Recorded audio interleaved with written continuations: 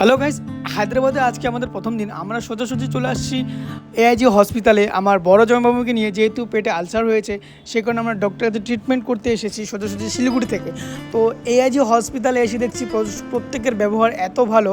আর এখানে আমাদের ওয়েস্ট বেঙ্গলের, নর্থ বেঙ্গলের অনেকেই রয়েছে, কলকাতা থেকে অনেকজনই আছে, প্রত্যেকের সাথে পরিচয় হলো। আর সত্যি বলছি, মানে এআইজি হসপিটালটা এতটাই পরিষ্কার, মানে কি বলবো, আর বলার বাইরে। তো আমাদের ওয়েস্ট বেঙ্গলে এরকম অনেক হসপিটাল রয়েছে, নার্সিংহোম রয়েছে, এতটাও এরকম পরিষ্কার নেই যতটা হায়দ্রাবাদে রয়েছে। তো জানি হায়দ্রাবাদ কতটা ডেভেলপমেন্ট, সেটা প্রত্যেকেই জানে হায়দ্রাবাদে। তবে কিন্তু একটা কথা মানতেই হবে, এই হায়দ্রাবাদের এআইজি হসপিটাল প্রত্যেকের ব্যবহার এতটাই ভালো, প্রত্যেকটা ডক্টরস, নার্স প্রত্যেকেরই মানে বেস্ট বিহেভিয়ার প্রত্যেকেরই।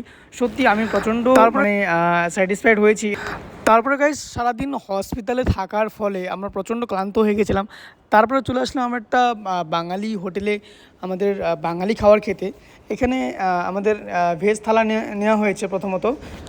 বাট আমি তো ভেজ খাবো না, আমি ফিশ খাবো, যেহেতু আমার রুই মাছ পছন্দ, তাই আমি রুই মাছ দিয়েই। তারপরে গাইস, কোনো রকম খাওয়াটা সেরে সোজাসুজি আমরা চলে আসলাম রুমে রেস্ট করার জন্য। আর তোমরা কিন্তু নেক্সট ব্লগের জন্য আমাকে ফলো করে রাখো।